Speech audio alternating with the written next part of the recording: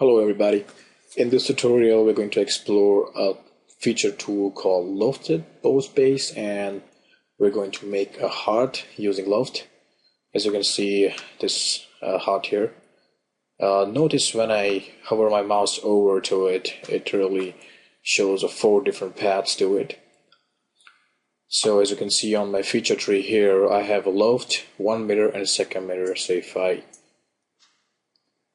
suppress the first mirror, you can see the half heart, and if I suppress another mirror, you'll see only quarter of the heart, which is nothing but a loft.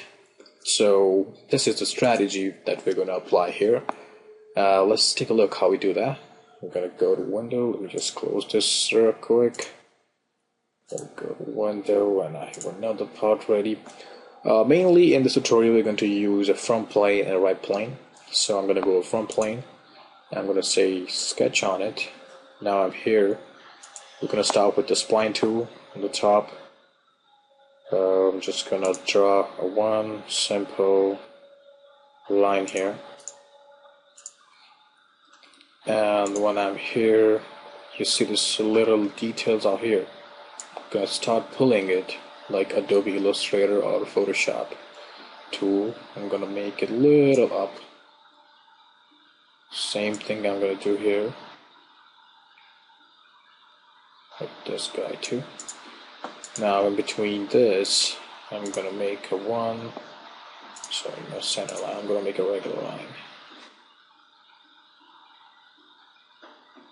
I'm going to go right here. I'm going to try to make a straight line. And there's another line.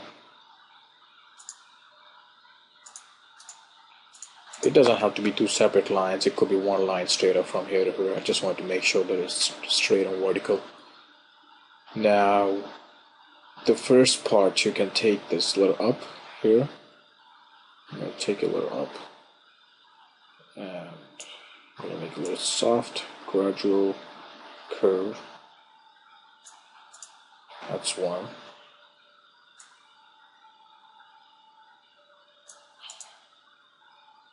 Perfect. Now if I make my front plane visible, we can see that we have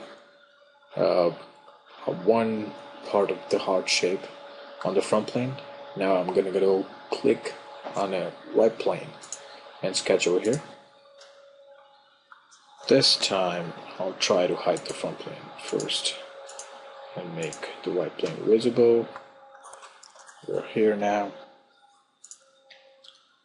All I'm going to do is exactly similar steps, but I'm going to start from a little away so I can avoid any accidental relationships that I may develop. So I have this line created, and I'm going to select this line, holding a control button, another 2 line. Remember that line is from a previous sketch, and we are drawing a second sketch right now. I'm just going to use a convert entities to bring it to this plane. Click OK. Seems like it brought it up for us. Just to double check, I'm going to hide it, and you can see we have this line ready for us. Now I'm just going to go click on the point here, click on the point here, and I'm going to say merge. Just going to do a similar thing. Before I do that, I'm just going to pull it out so it won't hide it down there. Just click on merge, click OK, and now this time I'm going to make this line horizontal.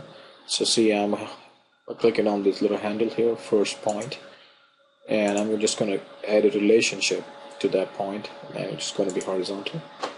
So it's there. I'm going to play with this a little bit.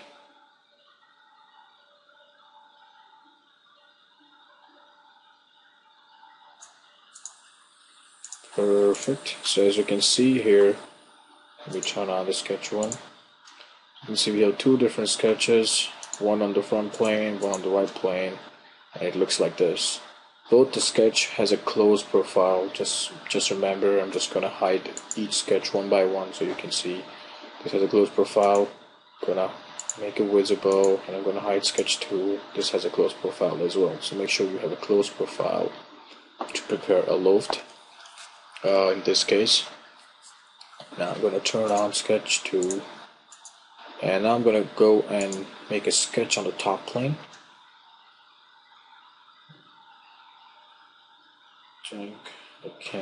I'll make a plane a little above the top plane, just so that I have a better guide curve. So I'm gonna go reference geometry plane, and just gonna use offset, and I think 10 millimeters seems okay to me. I'm right here. I'm gonna go click on sketch. Now on the top plane, what I'm gonna do, I'm just gonna go and draw a spline here as well. We'll start from a little distance so I don't make any unwanted relationship both the sides. It may look like a little triangle. Now I'm going to click on the point, holding the control button. I'm going to click on the spline, and I'll have a pierce relationship popping up to the left side. I'm going to add a pierce. Now here, don't freak out because it's not at the corner. It's exactly meeting the spline where on the top plane, or plane 1, which is parallel to top plane. So I'm just going to do exactly the same thing, holding the control button. I'm going to select this spline and the point here. I'm going to click on the pierce relationship, click OK. And now, once I'm here, I'm just going to go click on the point, and you see these gray bars right here. There we go. I'm just going to pull them, and I'm going to make this vertical. So that's vertical. I'm going to go click here. I'm going to make this horizontal. We'll just adjust it a little bit so it comes out smooth. Perfect. So now, as we can see, we have one guide curve which is pierced to the two sketches, and those two sketches have a closed profiles in separate sketches. So that's the deal. I'm just gonna hide this plane real quick, and I'm gonna click on the Loft post base. In the profile option here, I'm gonna click the first profile, and I'm gonna click the second profile. As you can see, it right away makes a surface between those two sketches. Now in the guide curve option, I'm just gonna click this guide curve real quick, so it gives a nice little curve. Now here at the start and end constraint, I'm just gonna add normal to profile, and I'm gonna normal to profile. I'm not gonna change any defaults right here. I'm gonna keep it as it is. Make sure here in the option is to next guide, and I'm gonna change the tendency here to normal to profile as well. Make sure you have merge tangent faces checked, and closed loft should be unchecked. Click on the show preview in order to see it. I'm gonna click OK.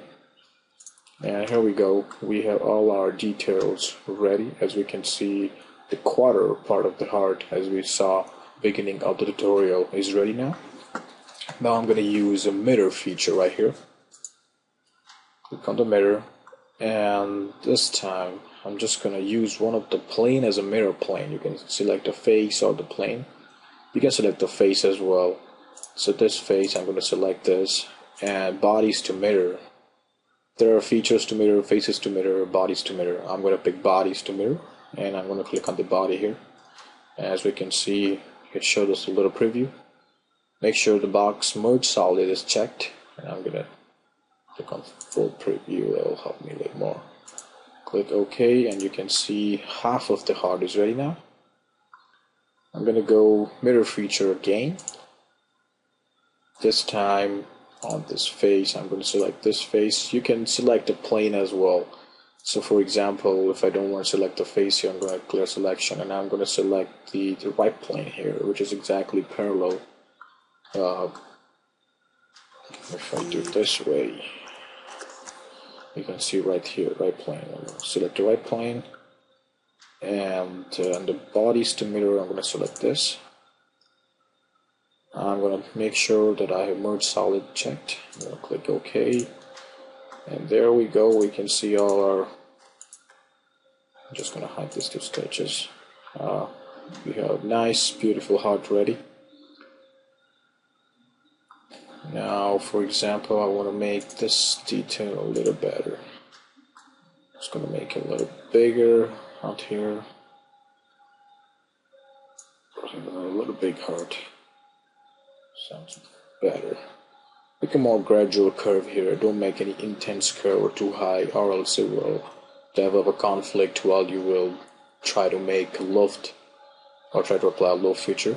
Just gonna click OK, and you can see my entire heart has been updated and it's now bigger.